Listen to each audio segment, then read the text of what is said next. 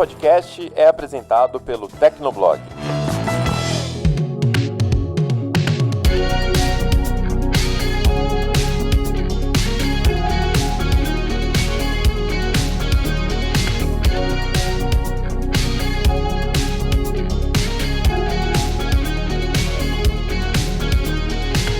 Olá, ouvinte! Seja bem-vindo, está começando mais um episódio do Tecnocast. Eu sou o Thiago Mobilon. E eu sou o Paulo Riga. 2020 não foi nada fácil, mas finalmente está acabando. E com isso, vem a nossa tradicional retrospectiva de fim de ano com o melhor e o pior da tecnologia. Então respira fundo e vem com a gente logo depois de um recado do nosso patrocinador.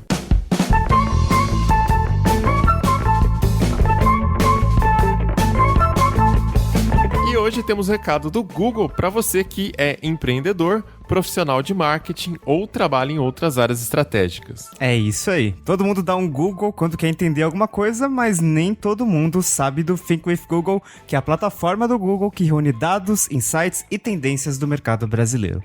O site é repleto de conteúdos assinados por nomes importantes do Google e do mercado para levar a sua equipe ou seu negócio para um novo nível. No Think with Google tem artigos, infográficos, análises e pesquisas exclusivas sobre o mercado de consumo, inclusive com uma forte produção local, com conteúdo feito pelo pessoal do Google Brasil. Por exemplo, você fica por dentro de assuntos como comportamento de consumo, hábitos do consumidor e tendências futuras. E quem acompanha o Think with Google já sai na frente porque tem acesso a esses insights e muitos outros. Então, para ficar por dentro de tudo, acesse o thinkwithgoogle.com.br. Repetindo, thinkwithgoogle.com.br. Aproveita e assina a newsletter do Google para receber as últimas informações direto no seu e-mail.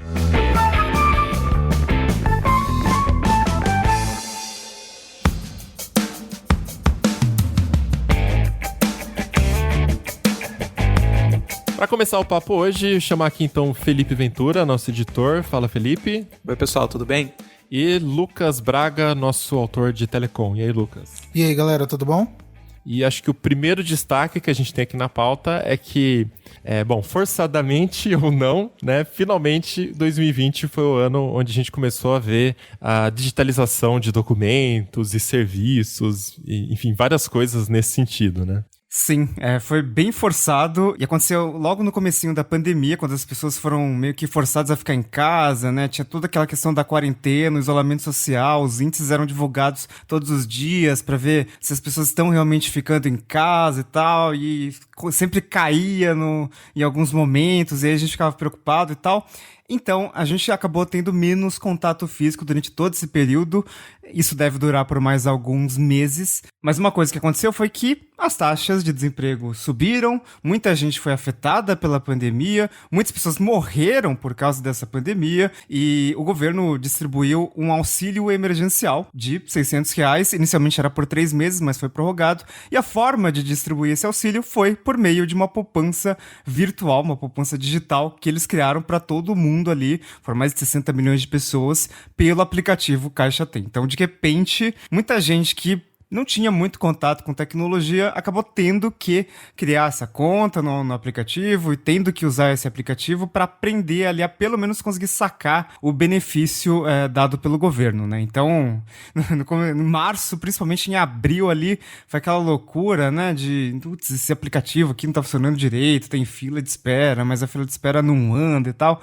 Foi uma corrida pela tecnologia e corrida na infraestrutura para fazer a coisa funcionar, né? E a gente viu muito problema nisso também, né? Não eram apenas as filas do Caixa Tem, mas alguns problemas cadastrais, problema de aprovação também, e acabou que as pessoas também faziam fila na Caixa Econômica Federal, na agência física, e nem sempre os funcionários tinham como resolver isso, porque era realmente um produto digital, então isso pegou todo mundo de surpresa. Mas isso trouxe também um reflexo muito bom, porque a gente tinha uma parcela da população completamente desbancarizada, que agora tem pelo menos uma conta que não é bem uma conta, não tem um cartão, mas você consegue receber um pagamento, você consegue pagar um boleto sem ter que ir na agência. Segundo um estudo da AMI com a Mastercard, o número de pessoas desbancarizadas caiu 73% desde abril de 2020, né?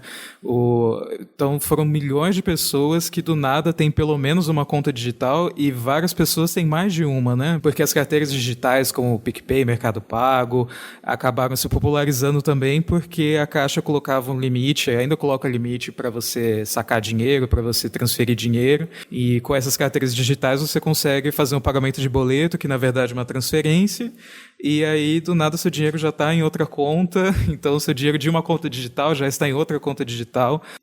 Esse foi um dos grandes efeitos da pandemia, né? Tipo, forçou as pessoas e forçou o governo, inclusive, a adotar essas formas digitais de pagamento, por exemplo. Não só isso, como também a questão de documentos.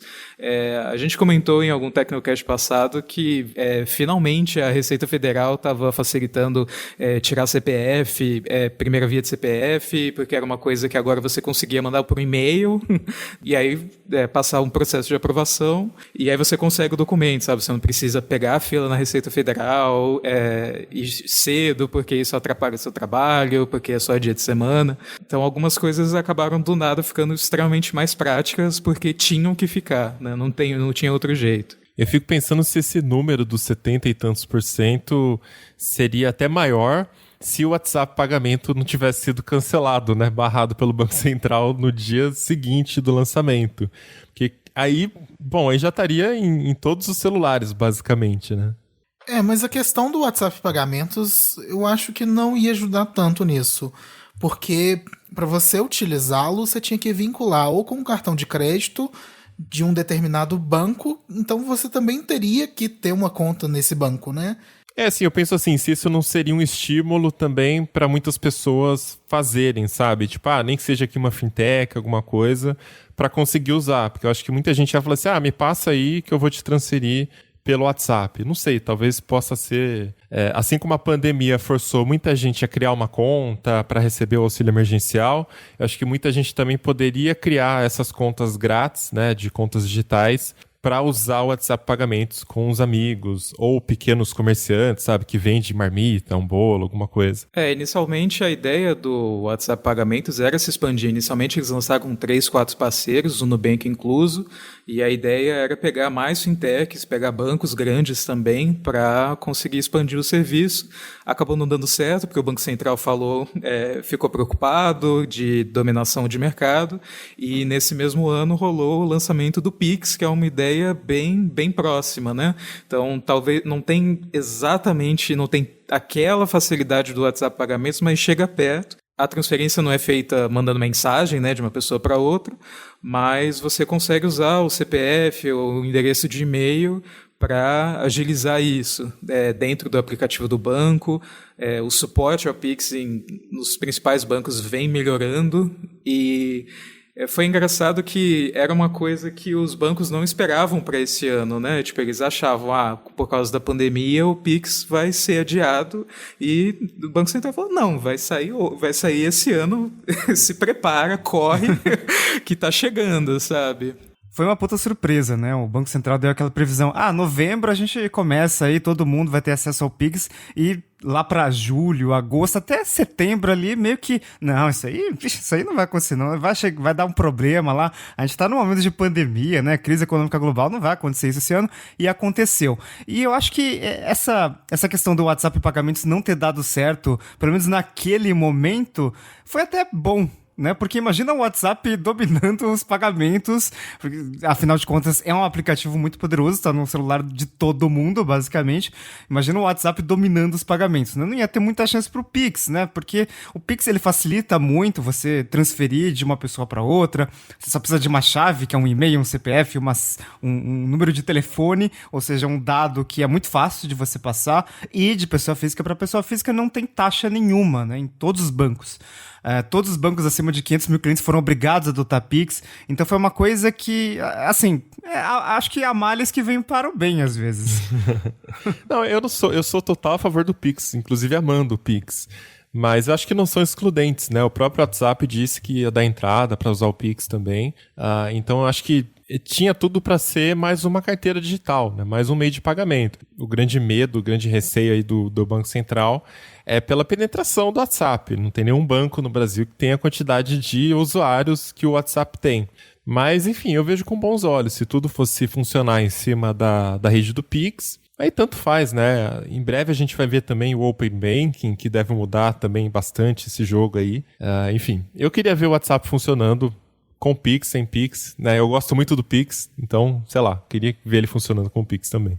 E eu acho que uma outra coisa também que se popularizou muito durante 2020 e que não é nenhuma tecnologia nova é o pagamento por aproximação. Então, por conta da pandemia, de você não querer usar o mesmo PIN-pad que todo mundo digita a senha, as pessoas passaram a dar mais atenção, e eu falo até mesmo por lojistas, para poder pagar por aproximação, seja com celular ou mesmo o cartãozinho com NFC ativado. Isso foi bacana porque acabou forçando para os lojistas a se educarem sobre isso, né? Como você disse, não é uma coisa que surgiu este ano, já está rolando aí faz alguns anos, mas várias lojas ainda, né, te olhavam como se você fosse um alienígena, se você quisesse aproximar o celular da maquininha ou aproximar o cartão da maquininha, e aí falou, mas ele não botou a senha, o que é isso, sabe? Agora esse ano muito mais gente aprendeu como usar e como funciona, e que funciona. Então, tipo, acho que é uma das melhores coisas assim, que aconteceu pensando em tecnologia. Outra coisa que eu achei muito boa também foi a liberação da telemedicina no Brasil. Eu faço check-up todo ano, né? Passei dos 30 anos, o médico falou, olha, se cuida, faz exame pelo menos uma vez por ano para saber se alguma coisa desandou e tal. Carteirinha de idoso, estacionamento preferencial. Exatamente. Então, aí, tipo, antes, né, sei lá, ano passado eu teria que marcar uma consulta, aí até o médico, para ele me dar o conjunto de exames que eu tinha que fazer, aí eu tinha que voltar a fazer os exames, pegar esses exames, aí fazer outra consulta, o retorno, né, para mostrar esses exames. E agora foi assim, a consulta foi feita em casa, né, eu falei com o médico, eu quero fazer o check-up. Beleza, vou pedir esses exames para você, já vai estar lá quando você for fazer o exame. Eu fui fazer o exame, essa parte por enquanto não dá para substituir, mas não precisei pegar o resultado está online e o médico tem acesso. Então ele já viu e falou, tá tudo ok, isso aqui tá baixo. Então, sei lá, de quatro viagens que eu teria que fazer, eu fiz uma, sabe? Então, foi uma coisa que eu achei incrível, assim, uma coisa que com certeza deveria continuar. A gente tem um especial sobre telemedicina, não sei se vai continuar, porque tem uma pressão interna aí contra esse tipo de tecnologia, mas espero que continue sendo uma opção pra gente.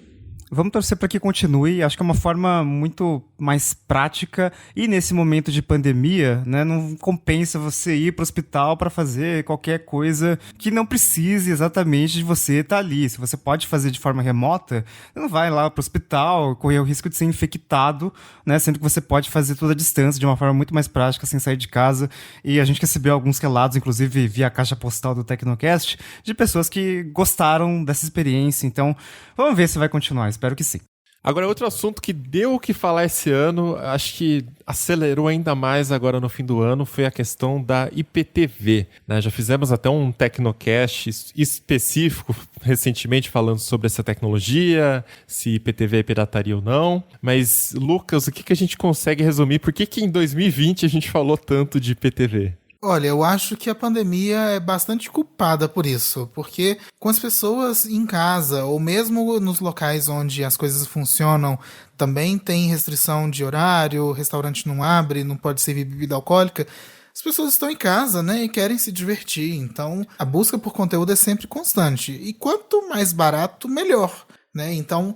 Por isso a gente viu um salto aí no IPTV pirata, né? O IPTV é uma tecnologia que permite transmissão de canais lineares, ou seja, aqueles canais ao vivo.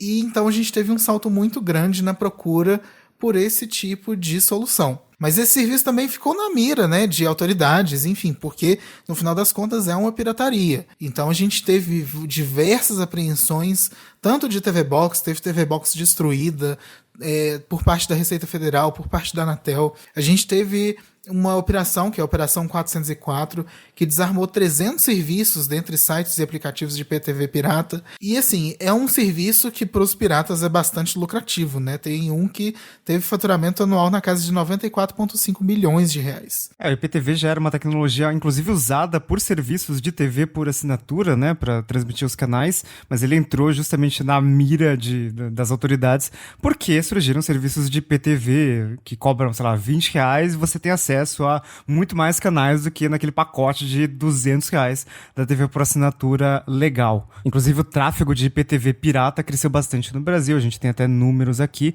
do Sky Gato, que seriam 30% do tráfego de rede de algumas empresas. Então, rolou essa busca por causa do maior número de pessoas em casa procurando conteúdo para consumir. E ao mesmo tempo, assim, a gente vê uma crescente no IPTV pirata porque a gente também teve uma popularização de banda larga, né? Entre janeiro e outubro de 2020, teve um salto de quase 2 milhões de acessos só nos pequenos provedores. Então, assim, é um tipo de TV que você consegue de forma muito fácil, você não precisa de instalação, você não precisa ligar para uma operadora, você simplesmente fala no WhatsApp com o seu revendedor pirata. É muito mais fácil você contratar um IPTV pirata do que você fechar um contrato tradicional de TV por assinatura, né? E esses players ilegais, eles estão surfando numa onda que já é tendência há alguns anos, mas para os serviços de streaming. Se você pegar uma Netflix da vida, agora Disney Plus, Amazon Prime, nada mais é do que também um serviço de IPTV, né, aí por streaming no caso.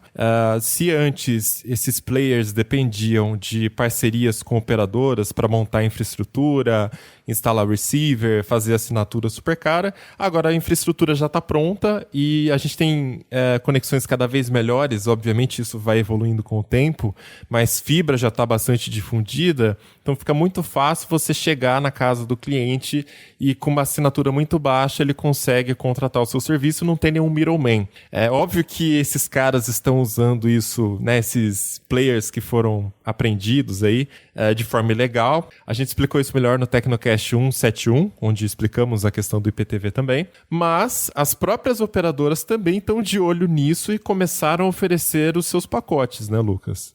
Finalmente isso aconteceu. Finalmente não é uma culpa específica das operadoras. De certa forma, sim, porque o serviço é muito caro, né? Então, hoje é muito difícil você contratar uma TV por assinatura por menos de R$80. Agora, teve um entendimento da Anatel de que canais lineares pela internet não configura como uma TV por assinatura tradicional. Isso realmente despertou muito interesse nas operadoras. A gente começou com o lançamento do Claro Box TV, inclusive o Tecnoblog divulgou antes com exclusividade como que seria esse modelo de negócios, porque pela internet, o que acontece? As operadoras pagam muito menos imposto. Na TV por assinatura tradicional, você é onerado com o ICMS. Já pela internet, não. Você paga apenas o ISS, que é um tributo municipal. Enquanto o ICMS vai até 30 e tantos %, o ISS tem o máximo de 5% no país inteiro. Então, é uma vantagem para as operadoras migrarem para esse modelo. Elas falam que vão continuar oferecendo a TV paga tradicional, mas a gente vai ver aí em 2021 surgimento de novos streamings. A gente tem hoje da Claro, a gente tem também o da Oi, que é o Oi Play, mas eu não duvido também que a gente vai ter de outras operadoras. A TIM também já anunciou que vai lançar uma nova plataforma no primeiro trimestre de 2021. A Vivo também com certeza vai lançar algo do tipo, né? A gente chegou em dezembro e teve o lançamento do DirecTV Go, que também é um outro serviço de streaming, pertence à mesma empresa que é dona da Sky no Brasil, e custa R$ 59,90, tem mais de 70 canais, enfim. É realmente uma alternativa muito viável para quem quer fugir da TV por assinatura tradicional. E além do streaming de canais lineares, a gente passou a ter streaming de outros tipos de conteúdo. Então, teve o Pluto TV da Vaia com um novo serviço de streaming no Brasil. Finalmente tivemos o Disney Plus, que ia assim chegar em 2020. Durante meses se falou que ia chegar em novembro de 2020. Pois bem, chegou em novembro de 2020. Estou assinando, estou assistindo algumas coisas ali. E tivemos até Project X Cloud em fase de testes ainda. Mas assim, games por streaming é uma coisa que, com a infraestrutura que a gente tem de internet fixa, eu não esperava que chegasse tão cedo no Brasil, mas chegou, então dá para fazer streaming de jogos pelos servidores da Microsoft. Agora, todo esse aumento de consumo de conteúdo e somado também ao fato que as pessoas saíram das regiões dos escritórios, com as internets dos escritórios, e foram usar a internet do prédio, do bairro, né, a internet que era para ser residencial, também gerou uma série de problemas e em algumas operadoras a gente percebeu que teve mais reclamação, né, Lucas?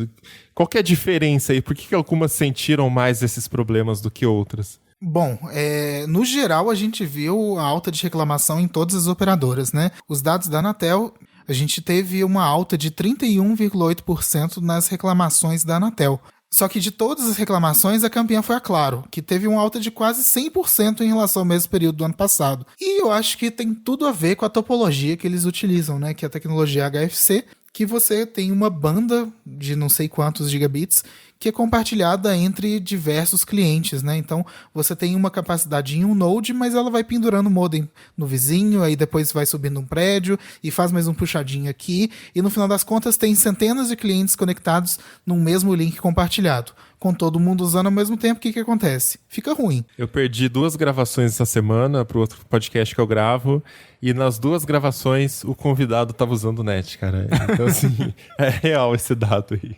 E o problema da NET é o seguinte, ela é a única operadora grande que chega em praticamente todos os lugares das grandes cidades.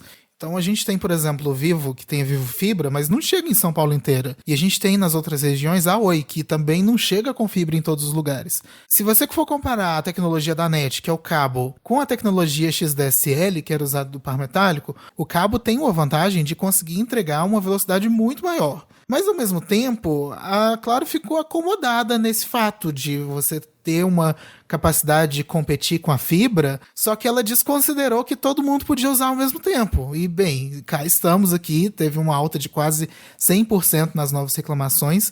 A própria Claro sabe que fibra ótica é o futuro, nas novas cidades ela já entra com fibra, está abandonando cabo. Imagina aí que nos próximos 10 anos a Claro vai chegar com a fibra cada vez mais perto da casa do cliente, porque não adianta você querer competir com uma operadora de fibra que consegue ter uma capacidade muito maior. Você acha que as redes neutras vão ajudar nisso, nesse processo de migração de sala de cabo e tudo para fibra? Com certeza. A gente tem uma expressiva participação dos pequenos provedores na fibra ótica, que eles estão atendendo as regiões onde principalmente Vivo e Oi ainda não chegaram com fibra ótica, e às vezes não tem nenhuma outra alternativa, ou a alternativa é a NET. Então os pequenos provedores realmente são muito responsáveis pela expansão da fibra. Agora, para as grandes operadoras conseguirem continuar sobrevivendo para os próximos anos, elas precisam otimizar os investimentos em fibra, né? E as redes neutras é justamente isso. Você vai dividir a rede com outras empresas, você vai maximizar o uso da rede e, de certa forma, vai dividir os custos, né? Então, além de você ter uma Oi expandindo, uma TIM expandindo, um outro provedor pode simplesmente contratar essa rede neutra para oferecer o seu serviço sem ter que construir uma infraestrutura do zero. Agora, enquanto a rede fixa teve todo esse avanço, né, a NET correndo atrás agora, a Vivo expandindo bastante, inclusive teve um marco recentemente, né, que mais clientes da Vivo hoje usam internet por fibra do que cobre, que era uma coisa que aquele speed ADSL finalmente está ficando para trás, mas na rede móvel ocorreu o inverso, né, ficou meio que em segundo plano, até porque as pessoas estão se locomovendo menos, elas precisam menos de rede móvel. Mas eu lembro, eu estava escutando o Tecnocast de 2019, sobre o que foi melhor e pior do ano passado, e o Lucas até citou que, talvez não se sabe ainda se o leilão de frequências do 5G vai acontecer em 2020. Pois bem, não aconteceu. Agora, será que começa em 2021? Bom, lá em 2019 a gente ainda estava bem no princípio, né? 5G ainda era novidade na maioria dos países e hoje a gente já tem um aspecto um pouco diferente, né? As próprias operadoras entendem que elas estão para trás, né? Elas ficaram para trás em relação a outros países. E enquanto isso, né, teve uma pandemia no meio do caminho que simplesmente atrasou todos os processos sobre edital de frequências, testes de mitigação, porque a TV aberta por satélite, ela compartilha da mesma frequência do 5G de 3.5 GHz. Então tudo isso aí ficou atrasado, né? Bem, a gente ainda não sabe exatamente quando que vai ser o leilão, mas o ministro das Telecomunicações prometeu que seria no primeiro semestre de 2021, Por outro lado, um conselheiro da Anatel acha muito difícil que isso aconteça e ficaria apenas para o segundo semestre, porque tem muitos prazos regulamentares, tem toda uma burocracia envolvida, tem Tribunal de Contas da União para poder aprovar o leilão ou não, e a gente também tem toda essa treta da Huawei, que não sabe se bane, se não bane, é um morde-a-sopra de todos os lados. Então o 5G ele ainda é bem definido, mas parece que vem. E no final de 2021 a gente não vai estar. Poxa, será que em 2022 a gente vai ter o 5G?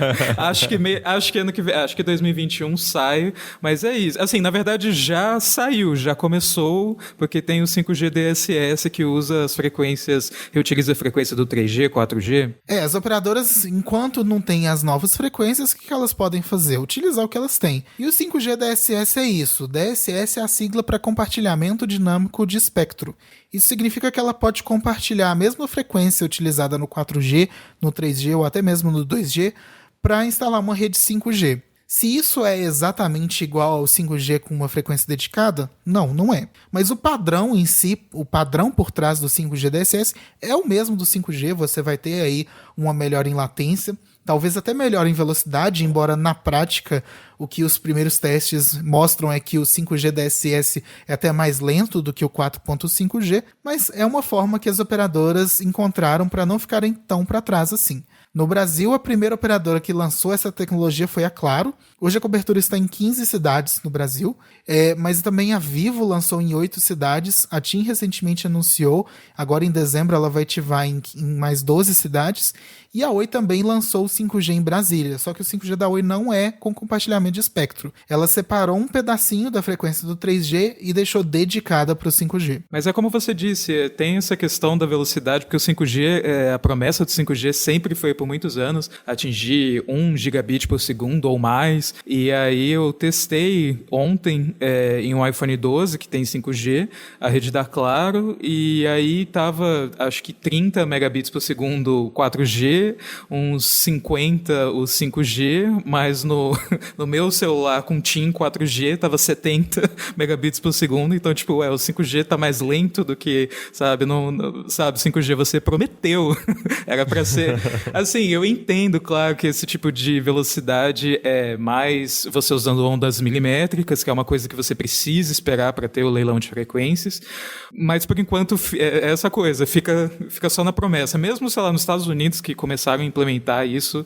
né, em diversas cidades, tem essa alimentação do 5G. O 5G que é ótimo, excelente, você virou a esquina, perde o sinal, porque ele tem um alcance curto, né? E usando tecnologia sub 6 GHz é uma coisa que fica mais ou menos parecida com 4G. Então ficou essa promessa assim, tão enorme, e eu fiquei super empolgado, e tinha aquela coisa, não, porque isso vai também conectar cidades, conectar todo tipo de dispositivo, vai ficar na internet, mas eu não sei, eu fiquei decepcionado, eu não sei se em 2021 isso vai se resolver, se o 5G vai impressionar, especialmente no Brasil. Olha, eu vou dar aqui a minha opinião pessoal sobre o que eu acho sobre o 5G. Eu acompanho o mercado de telecomunicações há mais de 10 anos, e assim, o 5G é uma tecnologia que vendem muito, mas eu acho que na prática ela não entrega exatamente tudo aquilo que promete. Porque ela é baseada em frequências que são muito altas, né? Mesmo a frequência de 3.5 GHz, que é uma das mais baixas, tem um alcance de sinal muito menor, né? A gente já viu isso com o 4G de 2.6 GHz, como que o sinal era bem pior do que o 3G, depois que ativaram as demais frequências que realmente melhorou. Agora, no 5G, a gente ainda não tem um caso de uso muito real. Falam muito em telemedicina, ou em cirurgias remotas, ou uso no campo, mas a tecnologia realmente foi criada para suportar muitos dispositivos ao mesmo tempo. Para mim, essa é a grande questão do 5G, porque todos esses casos de uso a gente já consegue executar não somente no 4G, mas nas redes de fibra. Ao mesmo tempo, o 5G é tão importante que gerou até crises geopolíticas e brigas entre países. Então, vamos esperar para ver se em 2021 vai dar certo e vai avançar. E se não, vamos mais ter China versus Estados Unidos parte 2, né?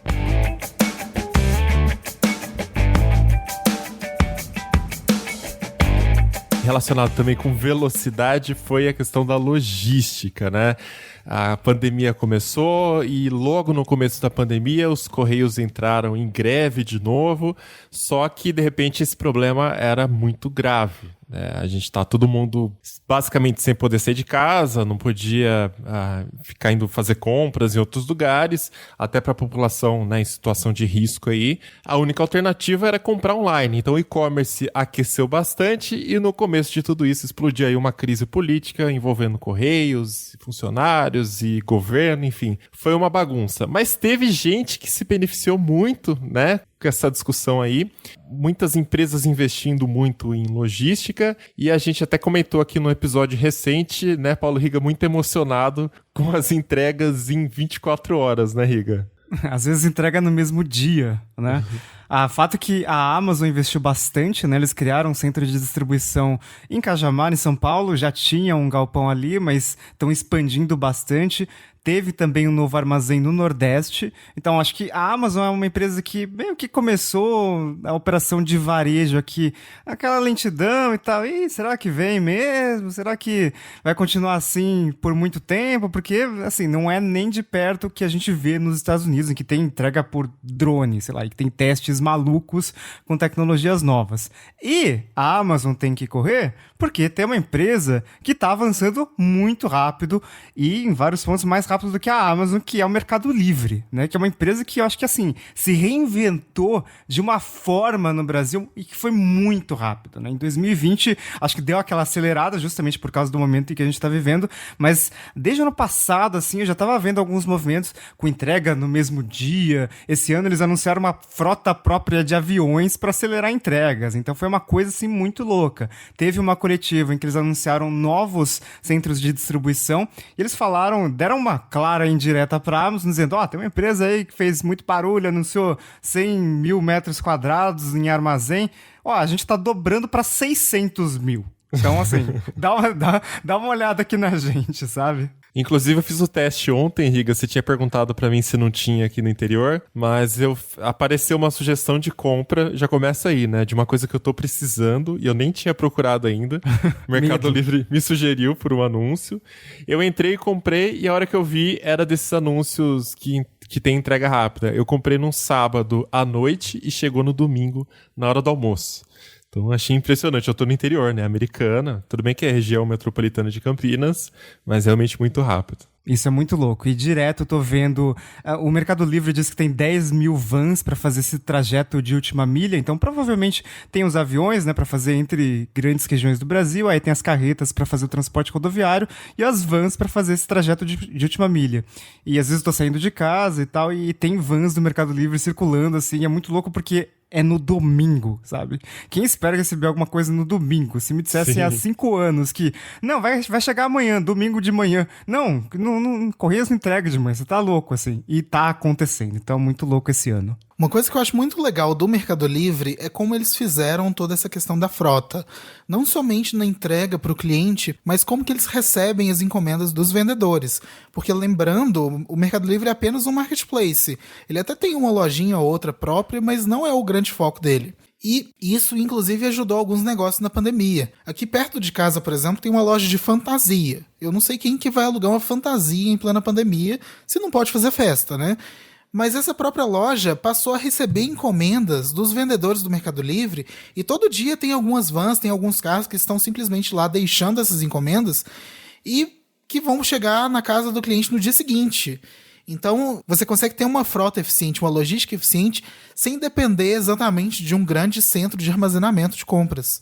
E vale lembrar também, como o Tecnoblog revelou com exclusividade, que a Amazon está preparando algo bem parecido no Brasil, com a empresa Amazon Logistics, que eles estão recrutando empresas que trabalham com essas entregas de vans, para conseguir fazer entrega de produto próprio, de marketplace. Eles ainda estão preparando isso, deve ser uma coisa que deve começar de fato assim, em 2021, por enquanto limitado a São Paulo, Rio, Belo Horizonte e Brasília, mas é mais um movimento assim, para substituir, não totalmente, né, mas ter uma alternativa ao serviço dos Correios para entregar produto. Ou seja, dá para dizer até aqui, pelo menos, que várias deficiências que a gente sempre viu no Brasil, sempre reclamou no Tecnocast, no Tecnoblog, começaram a ser resolvidas aí por conta das limitações de uma pandemia. Né? Triste que tenha que ser dessa forma, mas acho que tudo que está sendo implementado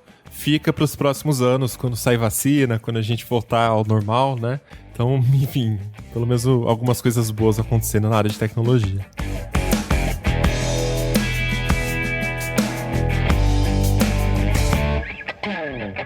A gente ficou muito tempo discutindo uma lei de proteção de dados pessoais no Brasil e ela finalmente existe agora, ela está em vigor.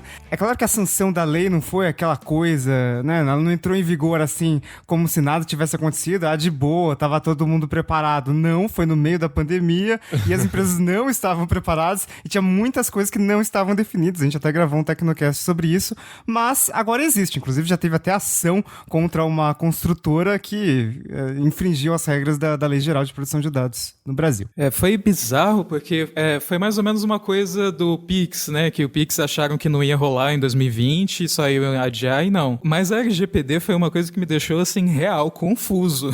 Porque cada dia era um prazo diferente. Então, vai ser para 2021. Não, vai ser para agosto de 2020. Não, vai ser... a lei vai valer agora, mas as punições vão ser no ano que vem. E aí ficou esse vai e vem no Senado, na Câmara, até que, de repente, a Câmara votou a medida provisória do governo e falou, olha, não vai adiar LGPD, então quer dizer o quê? Tá valendo. Bora, galera.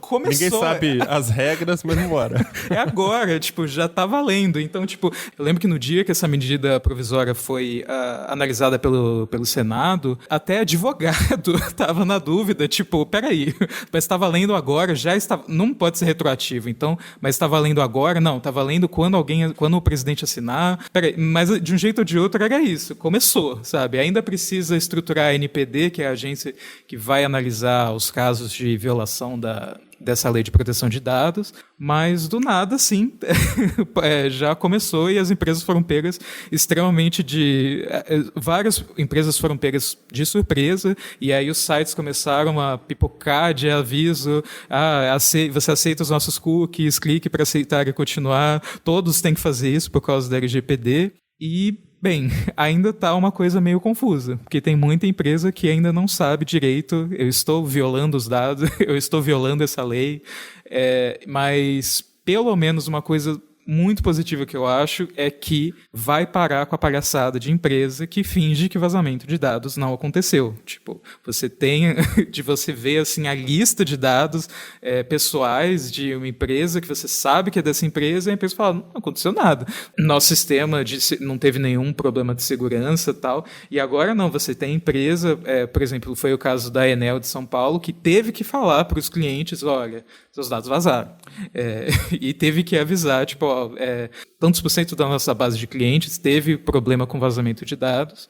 E agora é isso, a empresa tem que sair na frente da imprensa, né? Não é uma coisa que, do nada a gente vai descobrir. Não, a empresa tem que falar, se não falar vai ser punida. A gente fez o Tecnocast 157, onde trouxemos aí 2 convidados, advogados especialistas em privacidade, direito digital, e eles explicaram algumas coisas, né? Eu até confrontei eles com essa ideia de, peraí, mas o pessoal foi pego de surpresa ou não é bem assim? A opinião deles no episódio, aliás, eu recomendo quem não ouvindo aqui ouça o episódio, né?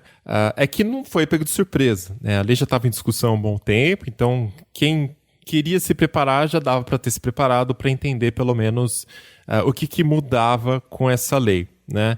Eu acho que a principal questão apontada é que, como não havia ainda a agência que regulava o setor, alguns pontos ainda não estavam muito claros. Então, por exemplo, o principal deles é que, com essa lei, existe uma inversão do ônus da prova. Então, basicamente, você é culpado até que se prove o contrário, né? E não inocente até que se prove o contrário, como funciona no resto. A empresa tem que provar que ela não fez o que ela está sendo acusada de fazer. E isso acontece porque quando o assunto é tratamento de dados, coletar dados, a pessoa que está acusando não tem ferramentas para provar que a empresa coletou seus dados.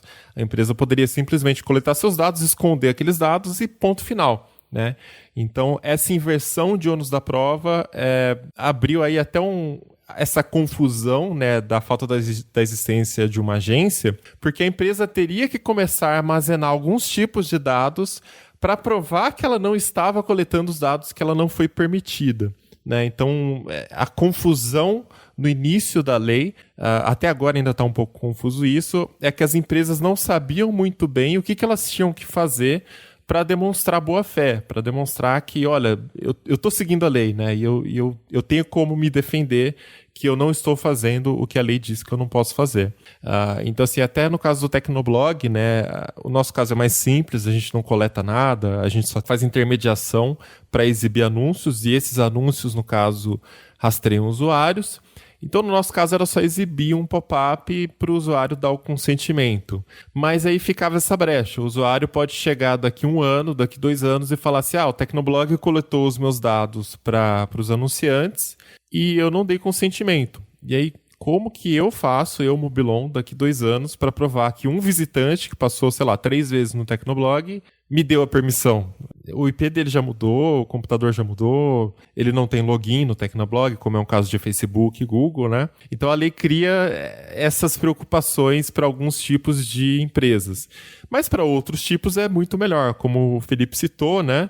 Tem casos onde você está logando, você está dando consentimento, então tem que ter mais clareza. E eu acho que esse é o principal mérito dessa lei, né? Tem uma clareza maior do que está sendo feito e você tem essa opção de decidir se você quer ou não compartilhar os seus dados, e caso alguma coisa aconteça, a empresa é obrigada por lei a tomar a iniciativa de vir e falar, olha, aconteceu o vazamento, estamos investigando, até agora o que sabemos é isso aqui, e enfim, você não fica no escuro, né? A empresa não fica escondendo, como a gente já viu muitas vezes. E a empresa precisa informar a finalidade dos dados, e isso criou alguns movimentos locais. Por exemplo, no estado de São Paulo, vai ter uma lei que obriga as farmácias a explicar por que diabos eles estão pedindo o meu CPF, né, no momento que eu estou pagando o meu remédio. Então, a gente vai usar o seu CPF para isso, isso, isso. Agora, isso tem que ficar bem claro para o consumidor, assim, tintim por tintim, como também já garante a Lei Geral de Proteção de Dados, né? Mas tem umas coisas que não foram definidas, né? A ANPD ainda não está totalmente estruturada, então a questão da portabilidade das informações, que eu acho que é um ponto importante, né? Você é dono dos seus dados, então como é que você migra de um serviço para o outro, por exemplo? Isso não está definido. Teoricamente, a ANPD vai definir algum padrão, porque para você fazer a portabilidade tem que existir um padrão. Senão, não funciona, nenhum serviço conversa com nenhum outro e aí não funciona a lei, né?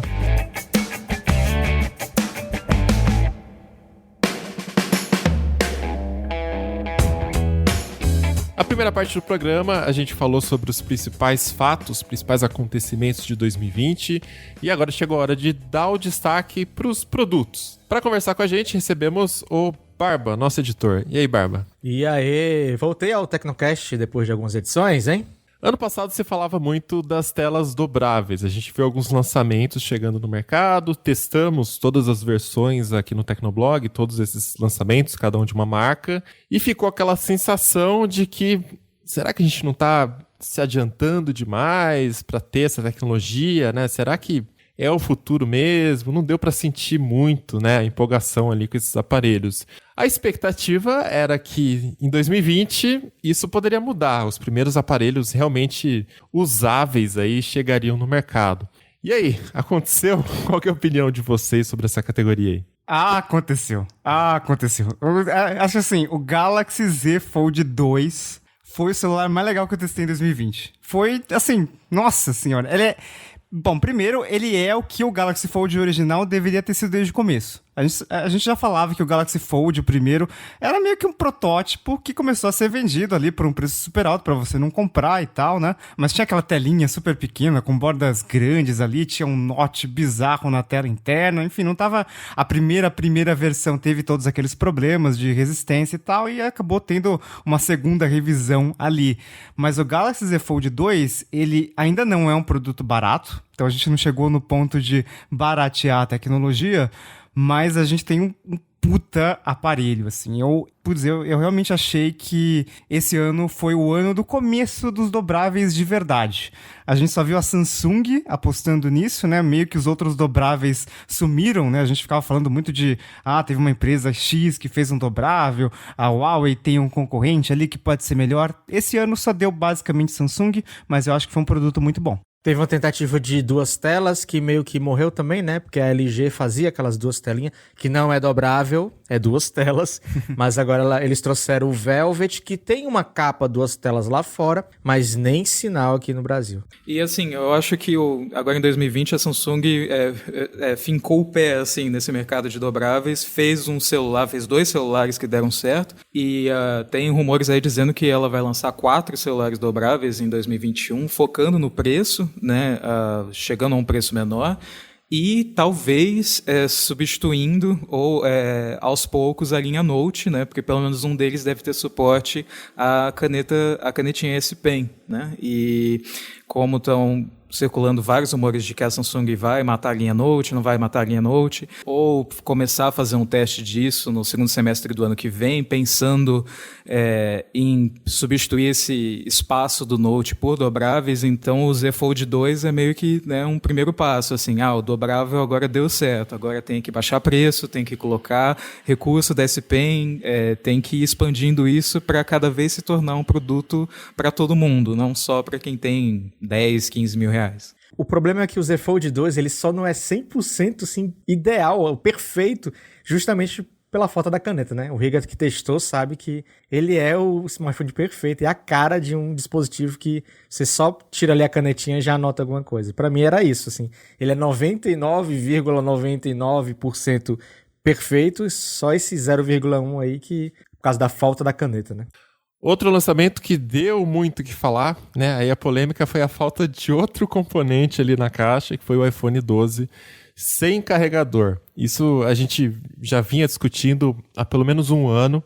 Os rumores foram intensificando. A gente fez um Tecnocast também sobre isso. A regulamentação lá na União Europeia também falava sobre padronizar cabos, enfim. Então a gente envolveu essa discussão no meio também. O que faria alguma diferença? E se concretizou, né? A Apple lançou os novos iPhones, eles vêm com um cabo que numa ponta é o Lightning e na outra ponta é o USB tipo C.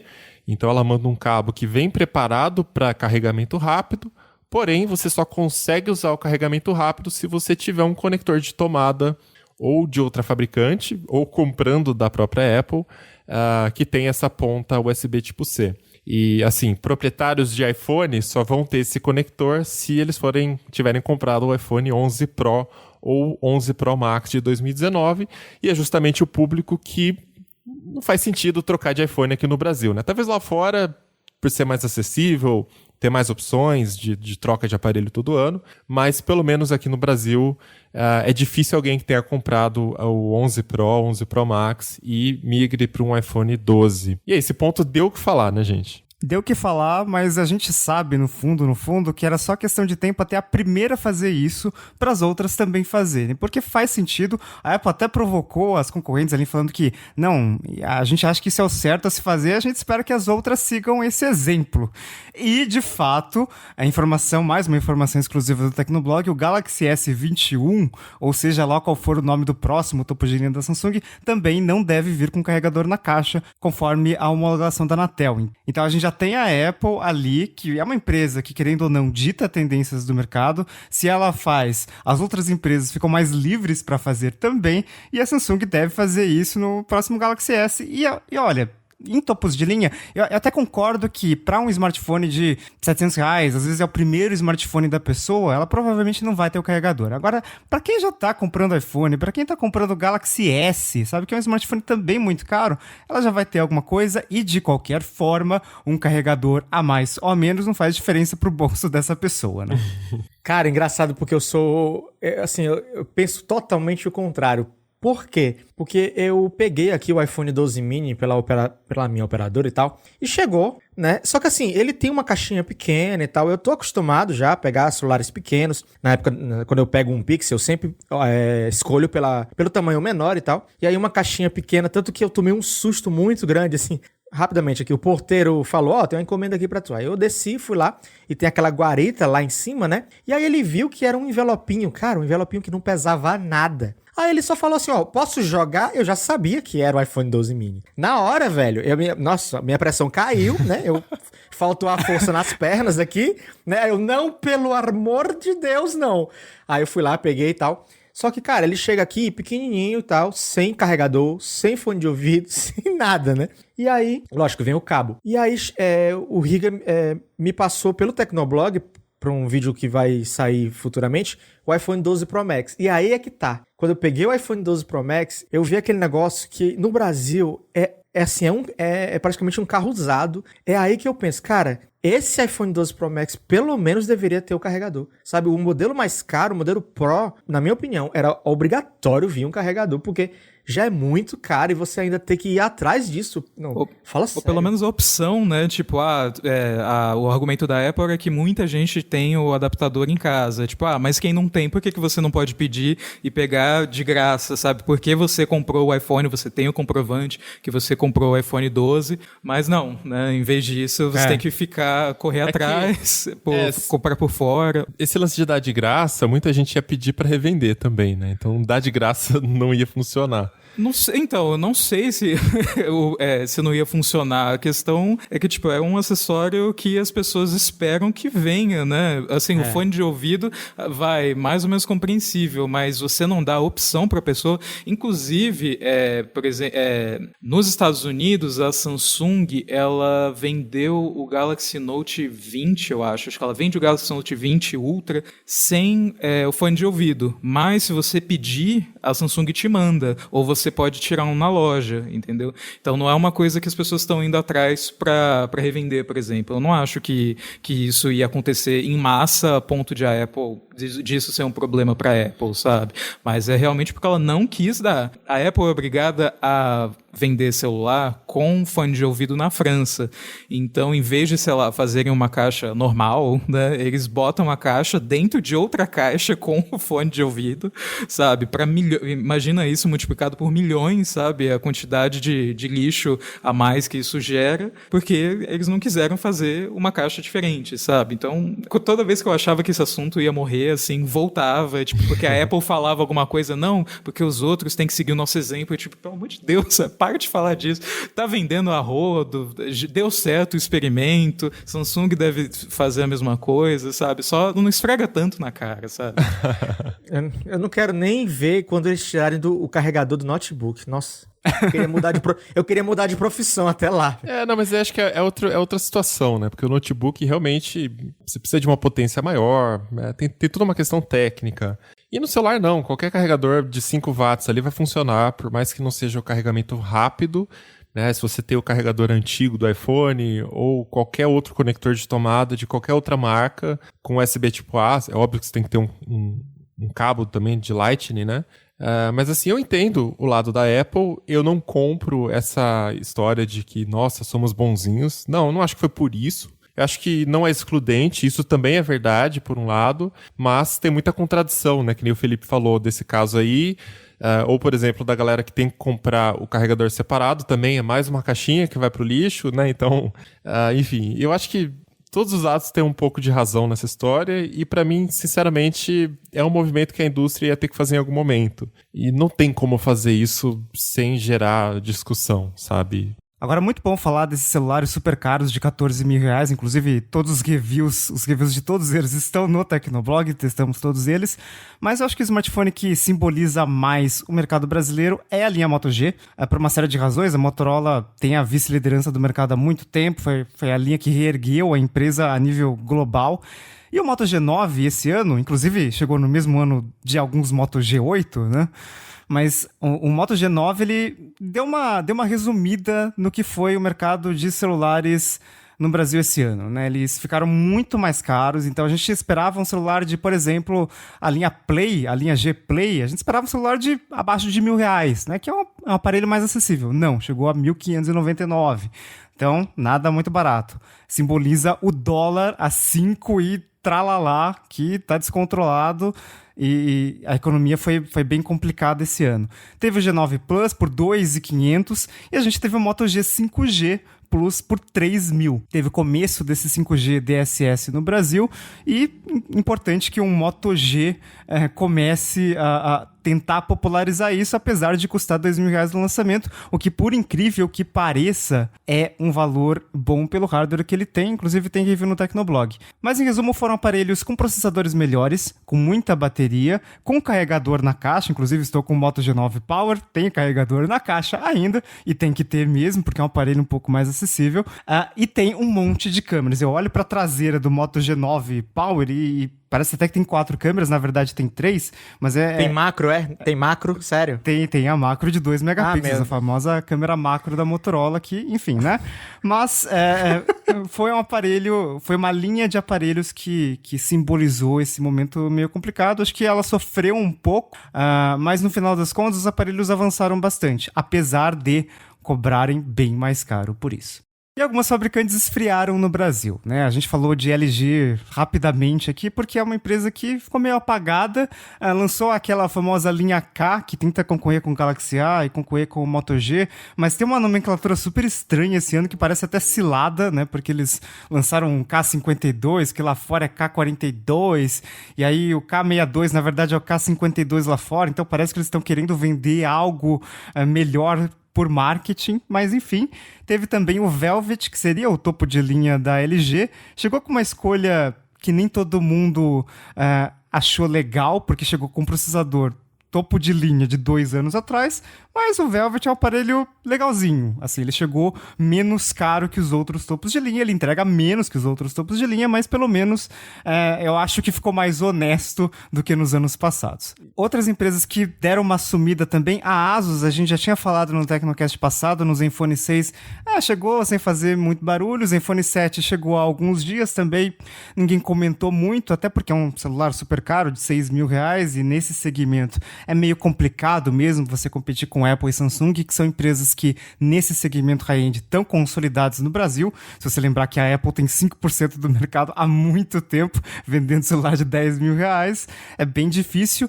A Huawei, que continua sofrendo com as sanções dos Estados Unidos, só lançou um Nova 5T, que na verdade é meio que um P30 ali, reciclado, e teve umas mudanças ali, é um P30 basicão, mas não é um celular novo de verdade, né? Ele já tinha sido anunciado há mais tempo, já tinha sido homologado pelo Google, por isso que ele começou até a ser vendido no Brasil, e a Sony já não lançava mais smartphones por aqui. E então, aqueles Xperia 2, Mark, sei lá quantos, infelizmente não chegaram aqui. Mas esse ano a gente teve a notícia de que a Sony Electronics, né? Então a Sony que fabrica TVs, que eu acho que era talvez uma das grandes forças da Sony no Brasil, infelizmente ela está de saída. A Mundial comprou a fábrica da Sony em Manaus.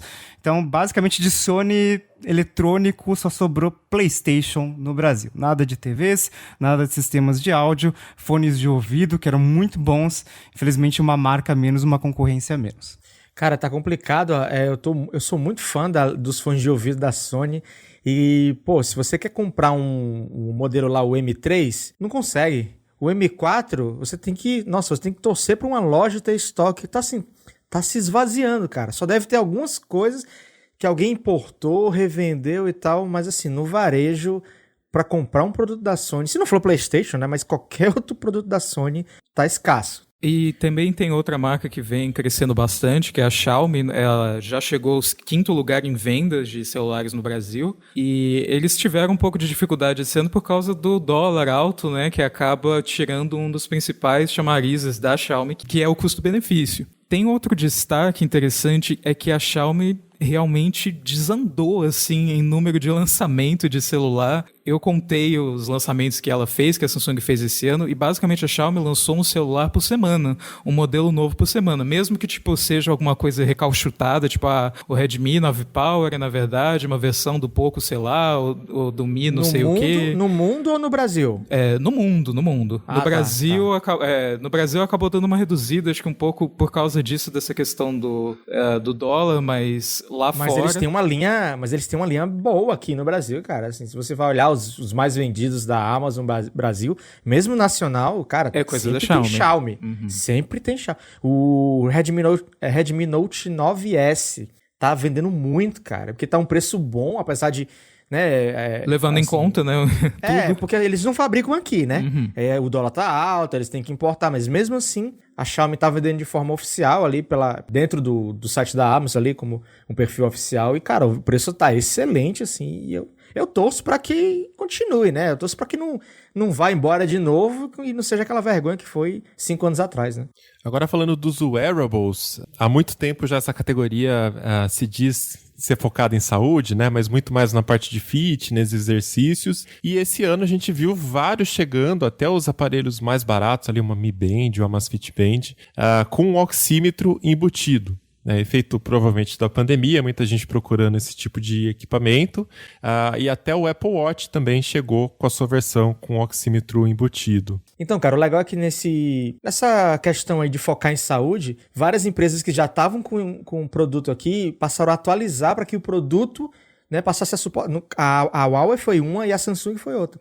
Elas tinham um produto aqui, já o Galaxy Watch 2 e o Huawei Watch GT2. E aí eles tinham sido lançados e com a questão da pandemia, com a questão do coronavírus, eles ganharam um update, uma atualização, para que eles pudessem também ler a saturação, né? Tivessem também um oxímetro interno. E aí os novos vestíveis da Huawei já vem como padrão, então já vem de fábrica.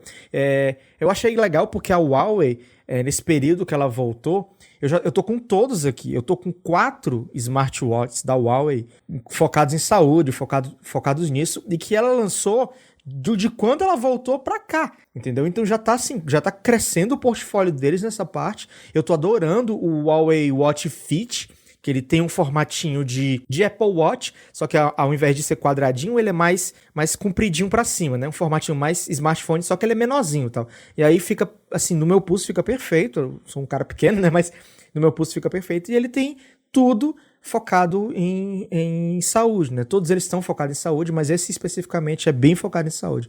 E tá grande, cara. Tá o aplicativo tá bem traduzido. Já tem, eu acho que pra lá de 90 e tantos exercícios, assim, sabe? É um negócio muito bem construidinho aqui, de marca no Brasil. Eu tô gostando de ver, né?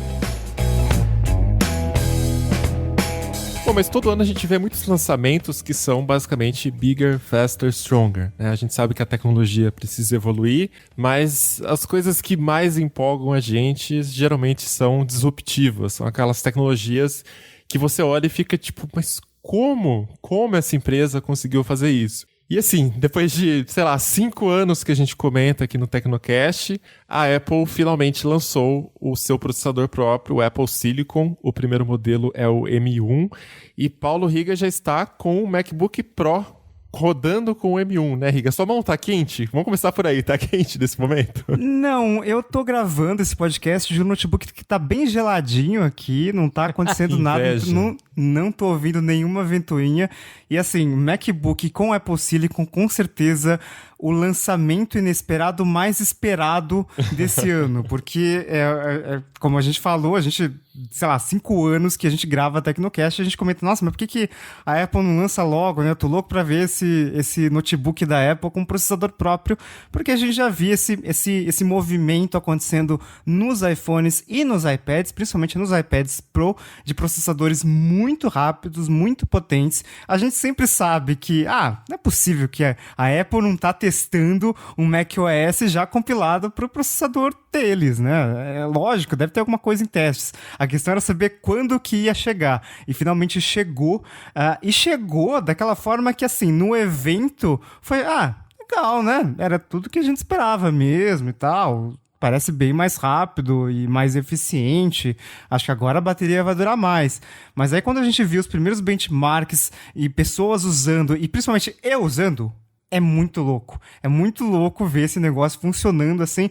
Claro que tem alguns problemas. Então, por exemplo, uma coisa que a gente usa aqui muito na empresa é o Google Drive para compartilhar arquivos em vídeo, por exemplo, né? Cada review que a gente grava e publica em 4K vai uns 20, 25 GB ali de espaço. Então, a gente tem que ficar transferindo. Uma das formas de transferir é usando o Google Drive File Stream, por exemplo, que não tem ainda para Mac com M1. Mas todo o resto, assim, vários aplicativos que o MacBook Pro de 16 polegadas com Core i9 dá aquela esquentada, né? Dá aquela acelerada na ventoinha, às vezes dá aquela travadinha e tal. No MacBook Pro com M1, nada acontece. Simplesmente vai, abre, funciona e acabou, e a bateria não desce 1%.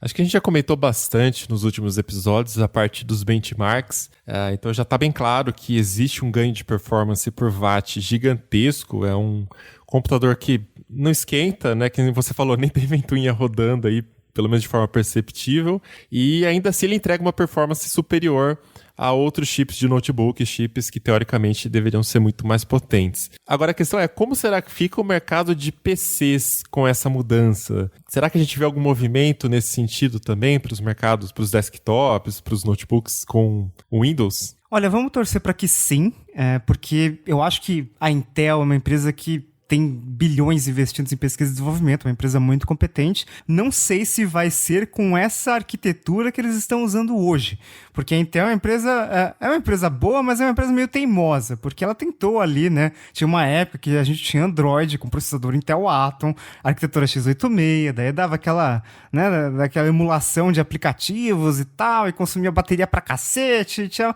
alguns problemas de uma arquitetura legada que não foi especificamente projetada para aquele momento, para aqueles produtos, e acabou não dando certo. Eles acabaram desistindo real, oficial, e deixou o mercado todo para Qualcomm, Samsung, Apple e Huawei, né? Porque com certeza outras empresas vão querer algo parecido, algo que seja competitivo, né? Não é possível que você tenha uma única empresa, só uma empresa que saiba fazer processador. A gente tem várias empresas, e a Dell com a linha XPS, enfim, tem várias empresas que estão competindo nesse mercado ultra premium, e elas não vão querer parar de competir, né? Elas vão querer algo que seja bom, que seja eficiente.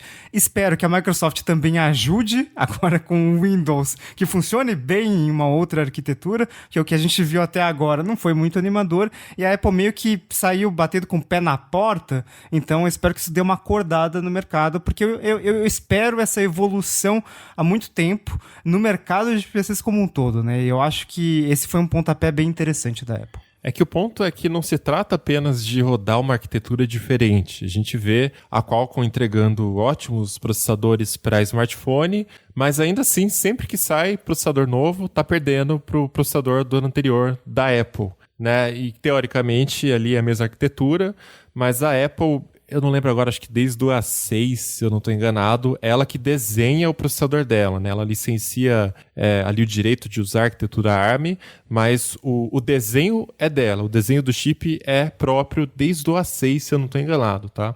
Então, assim, não é só uma questão de migrar da Intel, por exemplo, vamos migrar para a arquitetura ARM.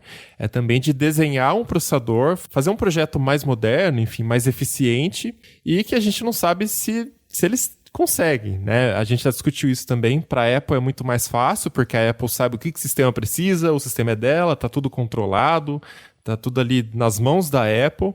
O que é diferente para o Windows, o que é diferente para quem está trabalhando com Android também. Então o desafio é muito maior para essas outras fabricantes. Mas, assim, alguma coisa vai ter que acontecer, porque a diferença é tão gritante que é uma puta vantagem, né, pra Apple. Não tem como o mercado ficar parado diante disso. Eu só sei que, assim, eu tô muito feliz em estar nessa geração de que tá acompanhando essa mudança, porque eu não pude, eu era muito novo, né, não acompanhava essas coisas. Quando rolou a outra migração, né, de PowerPC para Intel, eu tô muito feliz em estar acompanhando isso pessoalmente. Antes do M1, eu ainda realmente considerava, assim, eu não tenho um sistema operacional favorito, então, olha, se o meu Mac tivesse dando problema e eu tivesse, assim, a opção de ir para um Windows mais potente, mais barato, não sei, para mim não teria problema nenhum. Posso ficar migrando de Windows para Mac, porque eu sempre tive essa filosofia de não ficar preso nos aplicativos que só tem em uma plataforma, né? Eu uso os aplicativos justamente que tem em várias plataformas, mas depois do M1, assim, eu tô me lixando assim para o Windows e Intel. Eu só quero saber quando é que vai ter o M2 para poder o M1 ficar mais barato e migrar para o M1. Com certeza.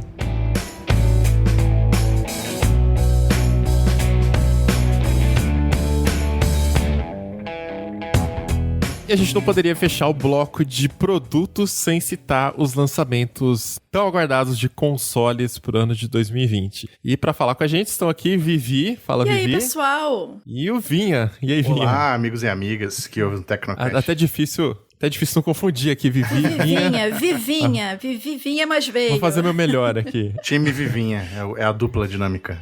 Isso, do Hitkill, inclusive assinem Hitkill, nosso podcast de games. E tanto Vivi quanto Vinha já receberam os novos consoles para teste: PS5, Xbox Series S e Xbox Series X. Isso. Né, gente? O que a gente consegue comentar desses lançamentos já? Começa aí, Vinha, já que você recebeu primeiro e saíram os reviews do Xbox primeiro.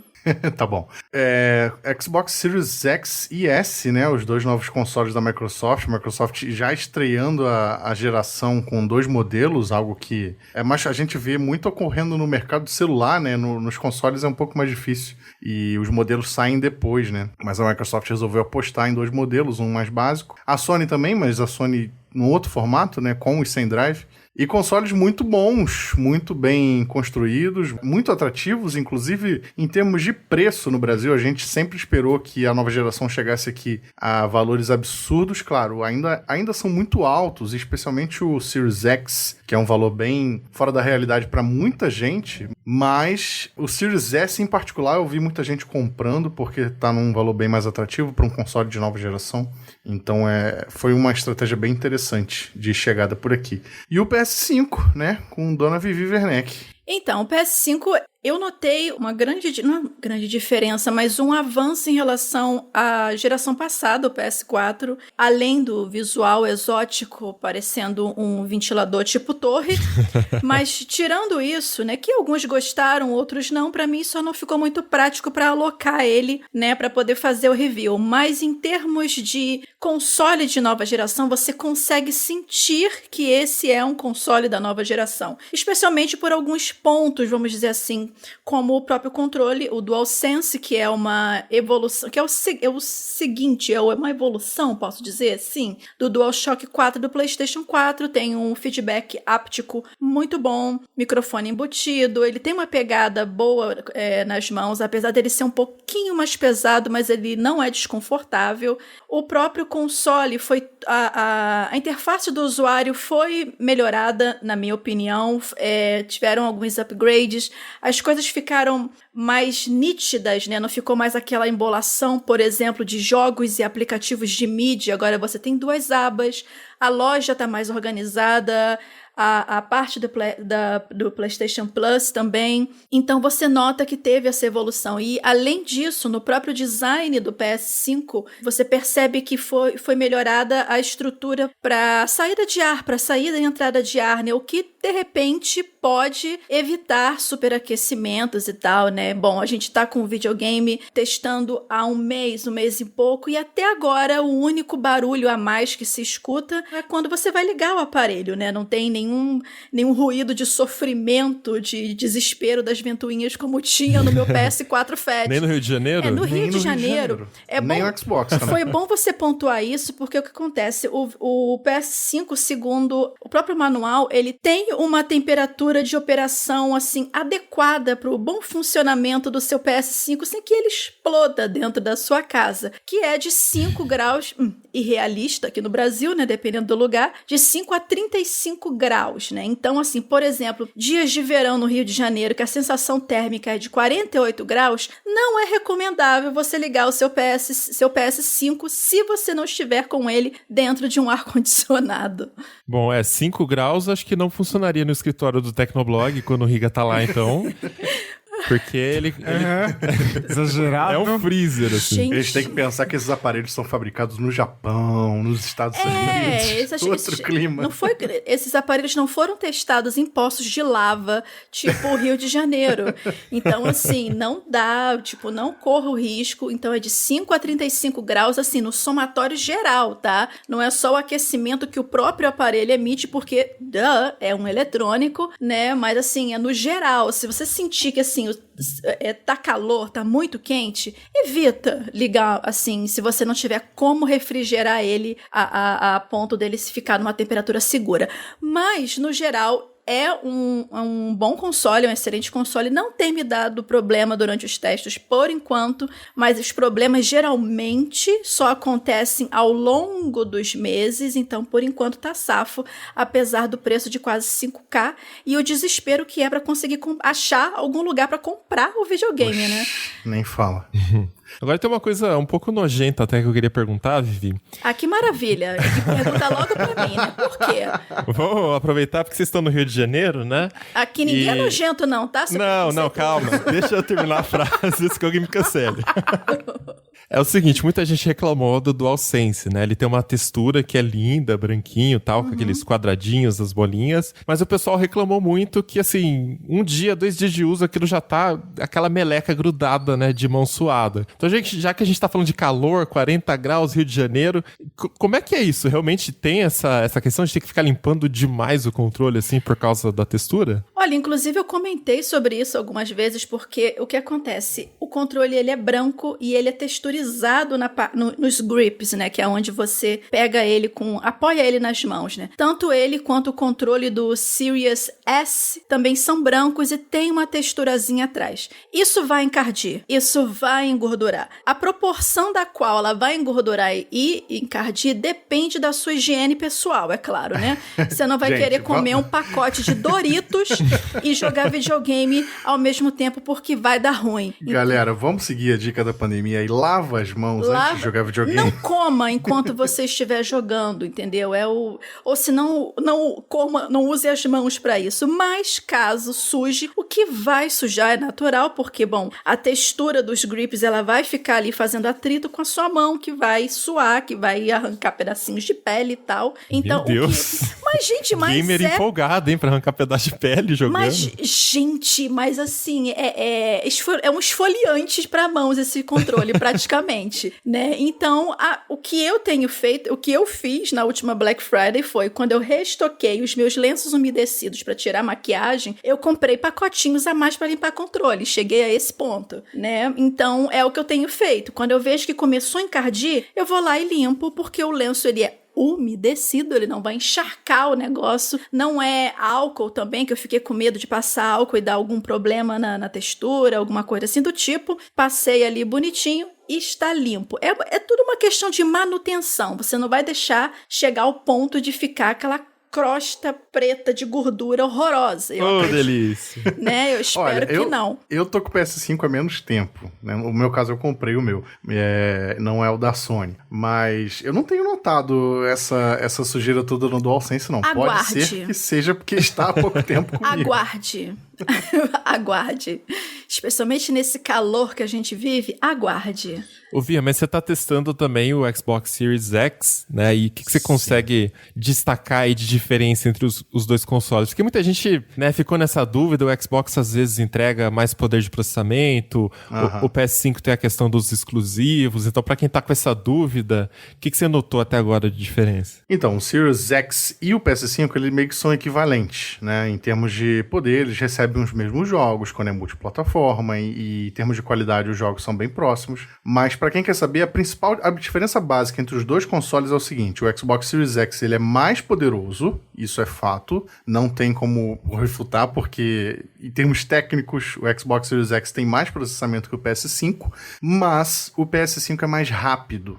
Ou seja, ele carrega jogos mais rapidamente, por conta do SSD do PS5, que é superior ao do Series X, em termos de velocidade e tal. Mas assim, os dois são muito equivalentes. É claro que a Sony tem exclusivos de peso. Inclusive, é um ponto que a gente destacou, que eu, pelo menos, destaquei muito no review do Series X, é que ele saiu com poucos exclusivos de verdade, né? Os jogos que existem nele existem também no Xbox One ou no PC, enquanto a Sony apostou um pouquinho mais em títulos exclusivos. Tem o Spider-Man novo, tem o Astro's Playroom, tem o Demon's Souls, né? Alguns saíram no PS4 também, mas, por exemplo, o Demon's Souls é só no PS5, o remake. Então ele tem esse atrativo de jogos exclusivos, mas o Xbox Series X é muito poderoso, assim. Tem jogo nele que ficou absurdo. Eu joguei o Assassin's Creed Valhalla e é incrível, assim, o cenário, aquele cenário gigantesco, o mapa gigantesco do jogo. É uma coisa de outro mundo. Quando tu liga numa TV 4K ou na maior qualidade possível, realmente é impressionante.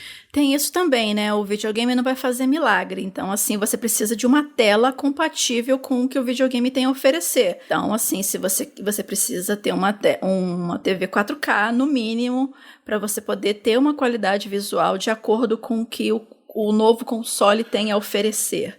Dá pra notar a diferença se você jogar numa TV 1080p ou qualquer coisa do tipo. Não é lá a mesma coisa, Não, né? não, mas quando você liga numa TV 4K é um outro nível, assim. É simplesmente uma coisa que você não acredita até você ver, de fato. Vale destacar, vale avisar que, assim, como a gente comentou dos jogos, tem muitos jogos ainda que não são exclusivos.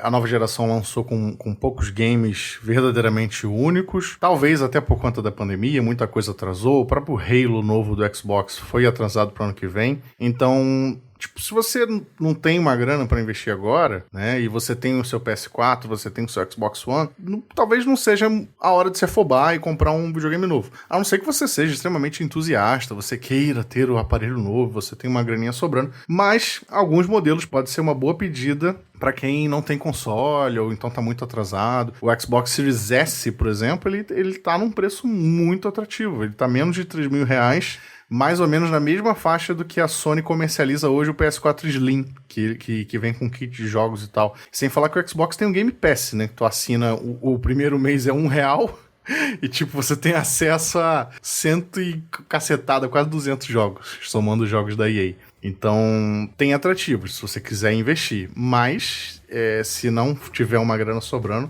eu recomendo esperar, pelo menos até o final do ano que vem, quando a gente já vai ter uma nova geração mais definida. Vem E3, vem outros eventos onde vão anunciar jogos novos. Então, talvez seja uma boa dar uma segurada.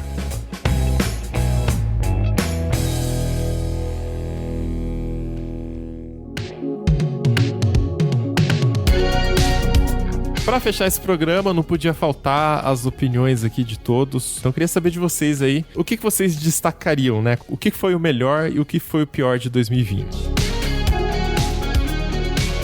Pra mim o melhor de 2020 com certeza foi a chegada do Pix, né? Não somente o Pix, mas a popularização real dos meios de pagamentos por NFC, seja Apple Pay, seja Google Pay, enfim, pra você não ter que digitar senha lá naquela maquininha que tá toda imunda. Agora, o pior pra mim realmente vai pra banda larga da NET. Enquanto todas as outras empresas investiram bastante em fibra, a gente viu um serviço que ficou muito parado no tempo, com uma topologia que dá abertura para instabilidade e, principalmente, que entrega uma velocidade de upload muito baixa. Pra mim, a melhor coisa e a pior coisa de tecnologia que teve esse ano, as duas vieram da Apple. A melhor coisa foi o Apple Silicon, porque do nada mudou tudo, assim, e todas as promessas que a Apple fez, tipo, não, vai ter um desempenho muito maior, consumindo muito menos bateria, que era uma coisa que parecia marketing inicialmente, é verdade. E, tipo, e a transição para os aplicativos ARM, né, do x86 pro ARM, tudo funciona. Então, eu tava esperando uma coisa completamente... Eu tava esperando uma zona, uma bagunça, e do nada a Apple conseguiu, sabe? Então, acho que isso que me deixou mais impressionado. O que eu menos gostei foi a Apple ter tirado o bendito carregador, cobrando uma fortuna pelo celular e tirar o carregador. Eu sei que é um movimento, uma coisa que em algum momento ia acontecer, mas agora aconteceu, eu não gostei.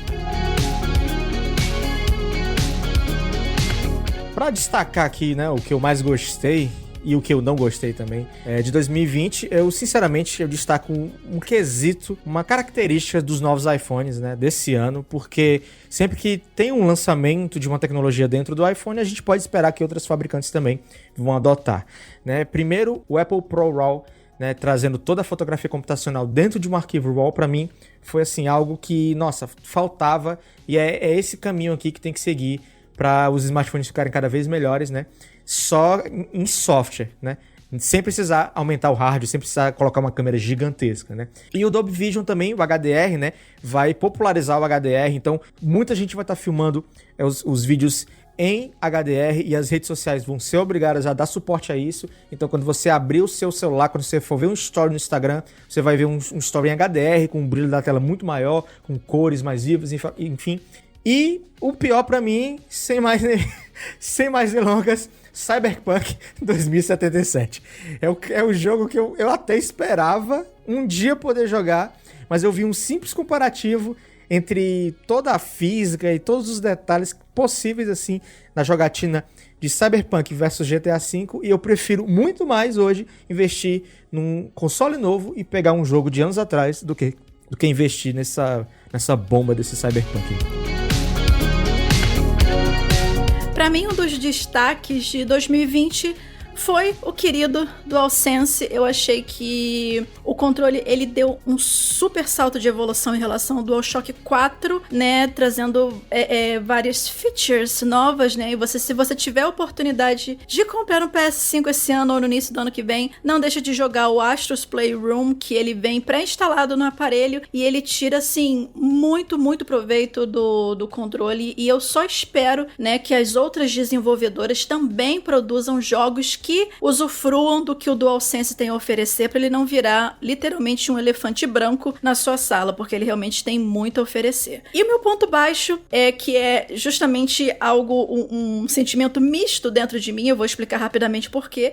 O meu ponto baixo é o lançamento do Cyberpunk 2077 nos consoles da antiga geração, principalmente, né, o PS4 e o Xbox One. O jogo não estava pronto para isso, os próprios desenvolvedores da CD Projekt comentaram isso, né, falaram isso, e assim, o jogo ainda tá com alguns problemas. Tem review no Tecnoblog, mas o review foi feito no PC, e no PC, por mais que tenha problemas de performance e de bugs também, nem de longe chega perto no que o pessoal enfrentou no PS4 e no Xbox One, tanto que a Sony tirou o jogo da loja, a CD Projekt liberou o refund do jogo, então assim, às vezes esperar um pouquinho mais vale a pena, e talvez esse jogo teria tido uma recepção bem melhor se ele tivesse sido lançado pro ano que vem mesmo, né? Bom, sobre meus melhores e piores, a questão do melhor, tem um jogo aí que eu tô sendo missionário dele, chamado Hades. Não tô brincando. Não, é um dos melhores jogos do ano, o Hades, mas pra mim, eu acho que a melhor coisa do ano em termos de jogos foi, de fato, o lançamento dos novos consoles. Como eu disse, no Brasil a gente tem um histórico de lançamento de consoles ser uma coisa extremamente cara. Vale lembrar que o PS3, por exemplo, chegou no Brasil a R$8.000 na época. Isso numa época que o dólar era menos de R$2 e outras coisas do tipo. Então, a gente teve o lançamento de novos consoles simultaneamente no Brasil com preços competitivos, né? Não baixos, mas competitivos. E aí a gente ainda teve uma redução de IPI, que foi o imposto lá sobre o produto, né? Que abaixou ainda mais o preço dos jogos no lançamento, o preço dos consoles no lançamento. Então, foi bacana porque, né, a gente tá vivendo um ano bem ruim, e aí foi uma coisa que, enfim, muita gente conseguiu comprar, e aí é mais diversão pra galera se distrair e tal, e como a gente falou, são aparelhos muito bons. E pra mim a pior coisa, eu ia falar do Cyberpunk, mas a Vivi falou com mais propriedade, porque ela fez o review também, mas eu achei vergonhosa a situação desde o início envolvendo Apple e Epic Games, a guerra do Fortnite. Eu acho que essa guerra tá se estendendo de maneira desnecessária por muito tempo. Por enquanto, quem perdeu são os jogadores, né? Que perderam acesso ao jogo em plataformas favoritas, como as plataformas da Apple. Mas a gente já noticiou algumas vezes a respeito. Cada uma das empresas tem suas razões e motivos, mas a gente torce para que tudo se normalize no futuro, para que, né, os jogadores voltem a aproveitar o jogo onde quiser, né? Afinal, uma das graças do Fortnite é ser totalmente compatível entre plataformas e estar disponível, sei lá, até para micro-ondas, né? Então é isso, eu espero que as coisas melhorem nesse sentido pro ano que vem.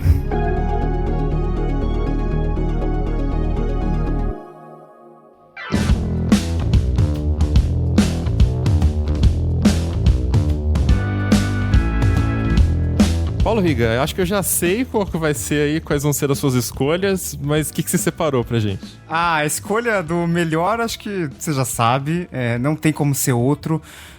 Poderia ter sido o melhor de 2019, 2018, 2017, mas acabou sendo de 2020, que é Macs com processador próprio da Apple. Eu acho que é uma coisa que tem potencial de mudar o mercado, e mudar um mercado que estava precisando de renovação, estava precisando de mudança, de competição há muito tempo. Então eu espero que esse movimento da Apple seja o início de Intel, AMD, Qualcomm e outros fabricantes de silício correndo atrás para ver e para melhorar o desempenho dos PCs e para lançar novos formatos. Eu acho que isso pode dar muito bom.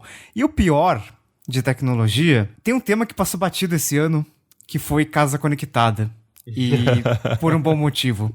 Eu acho que no ano passado a gente abriu o podcast da retrospectiva de 2019 falando de casa conectada, porque era um assunto que no noticiário tinha sido muito comentado. A Amazon e o Google estavam lançando dispositivos. Esse ano passou batido. E se teve um ano que era para esse segmento ter dado certo e ter emplacado e ter avançado em termos não só de smart speakers, né? Teve novos Amazon Echo, mas em termos de ecossistema como um todo, ter avançado foi esse ano, porque as pessoas ficaram mais tempo em casa e, infelizmente, ficou um negócio meio, que legal, agora tem uma lâmpada inteligente mais barata. Agora outra empresa lançou uma tomadinha nova e ficou muito nisso. Eu acho que a gente ficou estagnado, foi uma puta oportunidade perdida de todas as fabricantes de lançar algo mais interessante para emplacar esse segmento. Eu vi bastante gente comprando Echos, né? Teve muita promoção de Echo. Acho que a gente costuma enxergar isso como o início, né?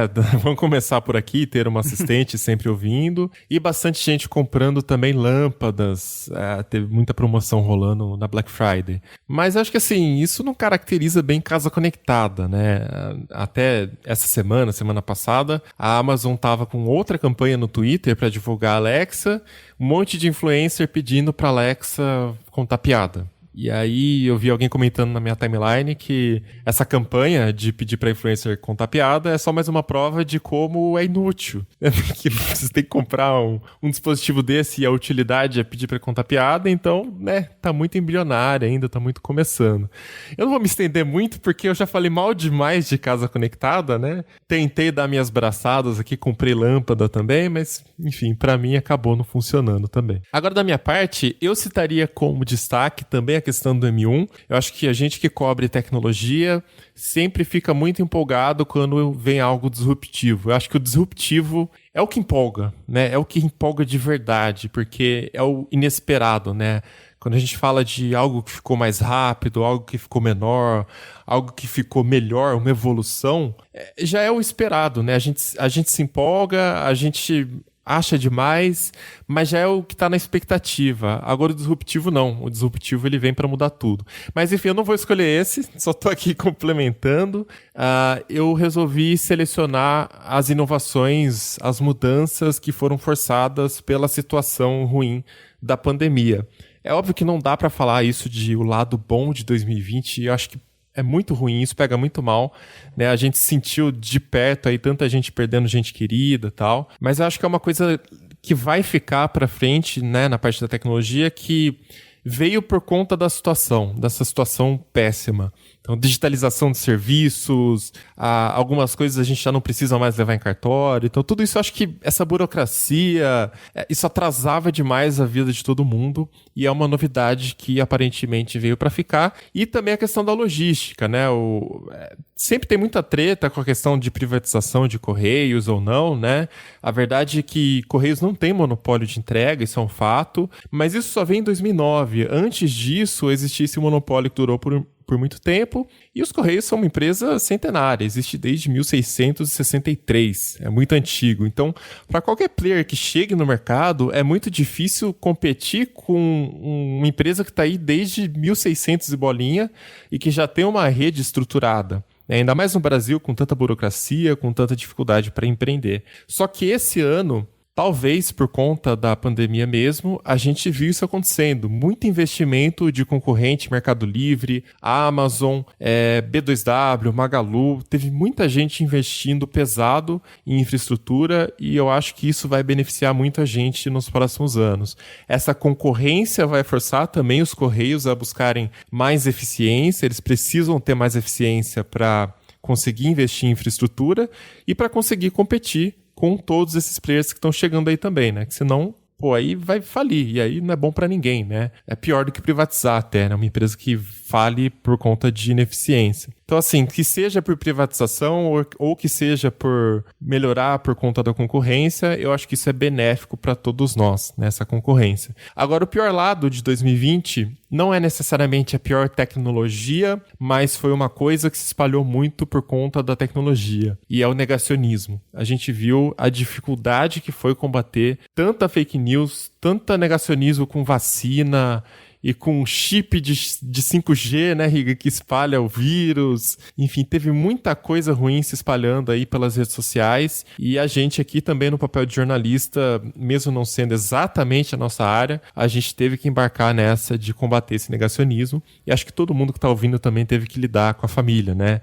Esse tipo de desinformação chega por todos os canais. E, cara, dá um trabalho, ainda mais numa época tão bosta, né? Não foi nada fácil. Nada fácil. Espero que em 2021 seja bem melhor e a gente não tenha que ficar falando de pandemia ainda, porque eu não aguento mais. Bom, então manda pra gente também seus comentários, o que você destaca na tecnologia em 2020, o que você acha que foi a pior parte. Tecnocast@tecnoblog.net, comenta na comunidade.tecnoblog.net ou também pelo Twitter, é só citar @tecnocast. O Tecnocast agora entra num período de férias, a gente vai ficar um tempinho sem gravar, né? Vamos passar aí as festas de fim de ano. Em janeiro a gente volta com outro episódio, né? Já tem a CS no começo do ano, então muitos assuntos pra gente falar também. Então é isso, né, Riga? Vamos ficando por aqui. É isso aí, se cuidem, pratiquem o distanciamento social, usem máscara e nos vemos no meio de janeiro. É isso aí, boas festas pra todo mundo e até 2021. Até mais, tchau, tchau.